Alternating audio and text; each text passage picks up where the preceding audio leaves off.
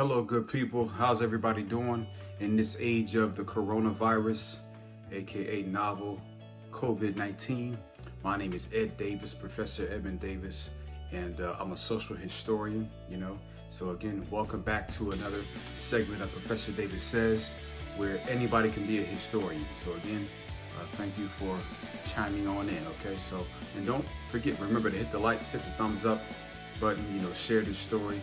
Remember, hit the like, hit the thumbs up button to subscribe to this channel, this YouTube channel, the Professor Davis Says channel, okay? So we have a segment we're going to continue all through the month of April, and that segment is relevant to this global pandemic, okay? This global pandemic we're talking about, COVID-19.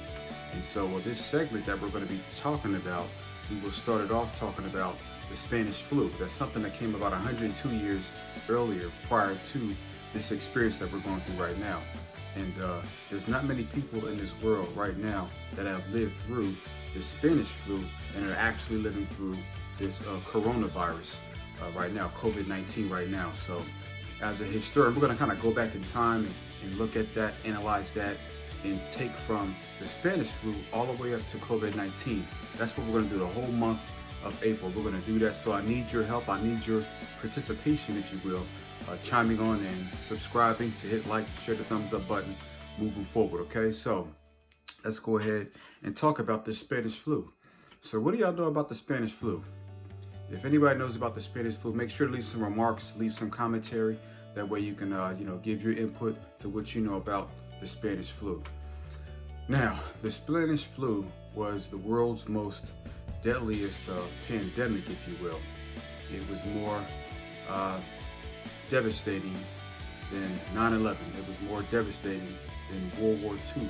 Globally speaking, it was more devastating than the bubonic plague, okay, the Black Death, if you will, which came hundreds of years ago before the Spanish flu of 1918.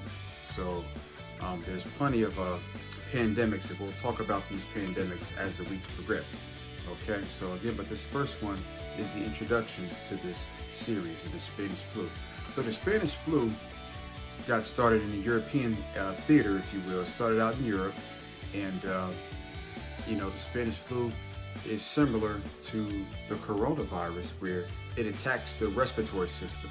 It hurts the lung capacity and breathing, and whole types of complications come from people who were sick with the Spanish flu, not just globally, but in America as well. And so again, those numbers, when you look back at history, over 600,000 people died from the Spanish flu just in the 50 United States. Well, rather in the United States, because back in 1918, there were only about 48 states back then, maybe 49 states back then. Okay, I believe Hawaii wasn't annexed into a state until 1959, so there was about 49 states back then.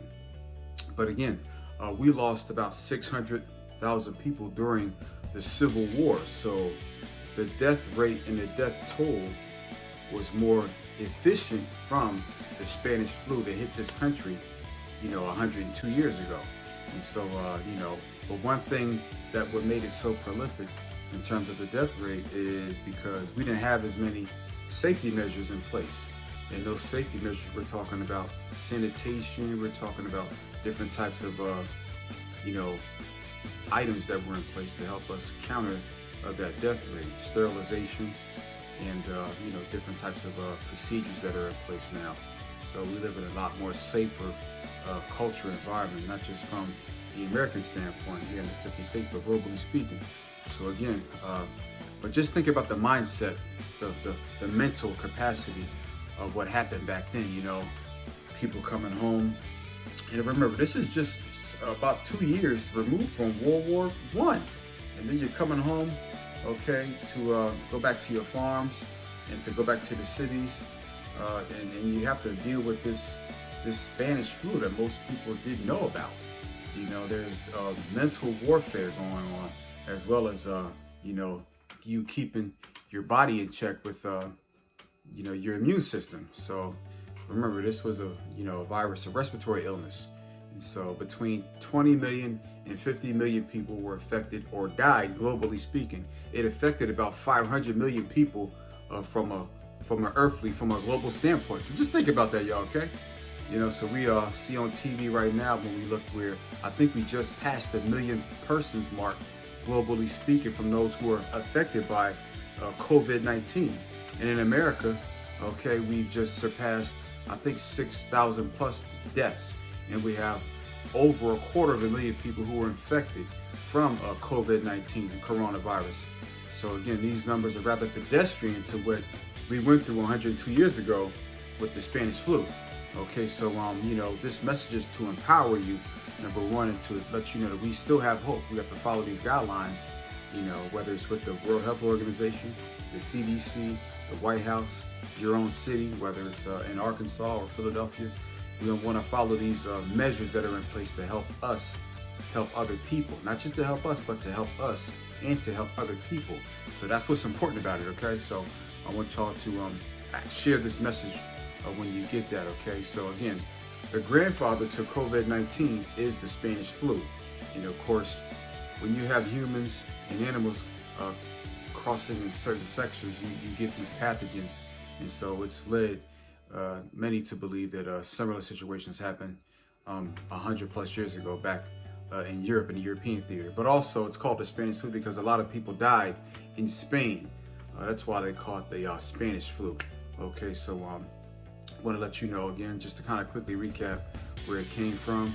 And more people died back then, so we've been on this pattern before, but we're a little bit more wiser now. We're going to be better now. And of course, I want you to all know that we have hope, and this will be okay. All right. So again, remember, my name is Ed Davis. Remember to hit the thumbs up, share this message, subscribe to the YouTube channel Professor Davis Says.